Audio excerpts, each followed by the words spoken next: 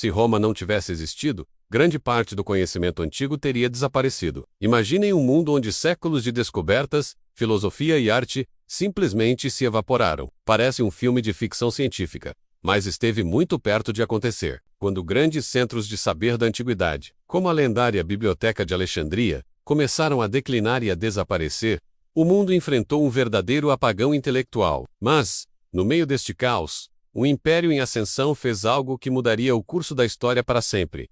Roma não se limitou a conquistar, copiou, organizou e salvou o conhecimento humano da extinção. Vamos viajar no tempo. Estamos num período em que grandes civilizações como a Grécia, o Egito e os impérios do Oriente Médio estavam a perder o seu brilho. As suas bibliotecas, que guardavam tratados de matemática, astronomia, medicina e filosofia, foram saqueadas, queimadas ou simplesmente abandonadas à sua sorte. Papiro a papiro, rolo a rolo, o conhecimento acumulado durante gerações estava a transformar-se em pó. O risco era imenso. Estávamos prestes a perder as obras de Platão, os teoremas de Euclides, os conhecimentos médicos de Hipócrates. Era como se a humanidade estivesse a desenvolver uma amnésia coletiva, esquecendo tudo o que tinha aprendido. Este período de declínio poderia ter mergulhado o mundo num obscurantismo do qual talvez nunca tivéssemos recuperado completamente. Cada rolo perdido era uma porta que se fechava para o passado, e consequentemente para o futuro. E é aqui que Roma entra em cena, não como uma criadora de novas filosofias revolucionárias,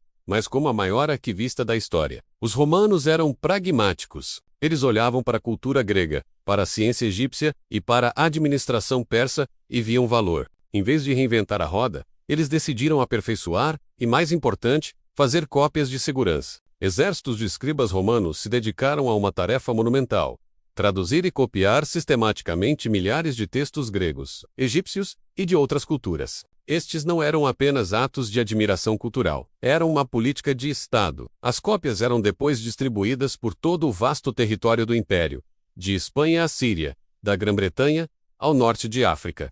Eles criaram uma rede de conhecimento, uma espécie de internet antiga, baseada em papiro e pergaminho. Enquanto o mundo grego se fragmentava, Roma estava a construir uma base de dados centralizada do saber humano. Foi este esforço colossal que garantiu que as ideias de Aristóteles ou as peças de Sófocles não se perdessem nas areias do tempo. Mas copiar não era suficiente.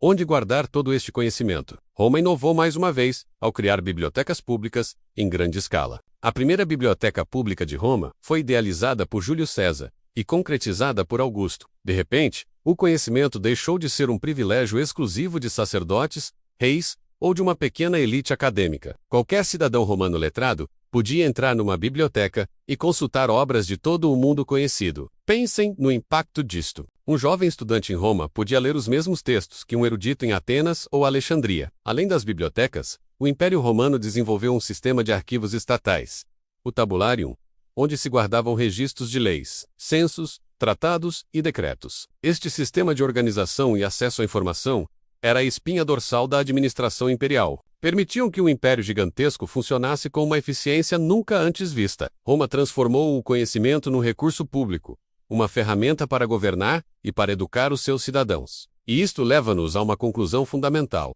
Para os romanos, o conhecimento era poder, e eles usaram este poder de forma brilhante. Os mapas detalhados, baseados em séculos de geografia grega e babilônica, não eram apenas curiosidades, eram ferramentas essenciais para planear campanhas militares, construir estradas e gerir as províncias. Os tratados de engenharia e arquitetura os permitiram construir aquedutos, pontes e cidades que ainda hoje nos maravilham. E talvez o mais importante de tudo, o direito romano. Ao compilar e sistematizar leis de diversas tradições, eles criaram um corpo jurídico tão robusto que se tornou a base de muitos sistemas legais modernos. A lei unificava o império com dezenas de povos e culturas diferentes sob um conjunto de regras comuns. Roma percebeu uma verdade simples, mas profunda. Quem controla a informação, quem a organiza e a distribui, controla o mundo. O conhecimento não era apenas para ser admirado, era para ser aplicado. Séculos mais tarde, o inevitável aconteceu. O próprio Império Romano do Ocidente colapsou sob o peso de invasões, instabilidade política e crises econômicas. As suas cidades foram saqueadas, as suas instituições desmoronaram-se. Poderia ter sido o fim de tudo, o apocalipse cultural que Roma tinha evitado séculos antes. Mas o legado de Roma foi mais resiliente do que as suas legiões, porque os romanos tinham copiado e distribuído o conhecimento de forma tão vasta, Muitas dessas cópias sobreviveram nos mosteiros da Irlanda, nas bibliotecas de Constantinopla. No mundo islâmico em ascensão, os textos preservados por Roma continuaram a ser lidos, copiados e estudados. Foram estas sementes, cuidadosamente plantadas por Roma, que permitiram o florescimento da ciência islâmica na Idade Média e, mais tarde, alimentaram o Renascimento na Europa. Sem o trabalho de arquivo de Roma, a Idade das Trevas poderia ter sido muito mais escura. No final, a história não se lembra de Roma pelos seus grandes filósofos ou cientistas originais. Lembra-se de Roma pelos seus generais, imperadores e engenheiros. Mas talvez o seu maior feito, e o mais silencioso, tenha sido o de bibliotecária do mundo antigo. Roma não inventou a maior parte do conhecimento que herdou, mas com a sua mentalidade prática e organizada, garantiu que ele não fosse esquecido, e ao fazer isso, construiu uma ponte sobre o abismo do tempo, permitindo que as vozes da antiguidade chegassem até nós. Esse talvez seja o maior e mais duradouro legado de Roma. Se gostas de desvendar os segredos da história e do conhecimento antigo, não te esqueças de subscrever o nosso canal para mais viagens como esta. Obrigado por assistires e até a próxima.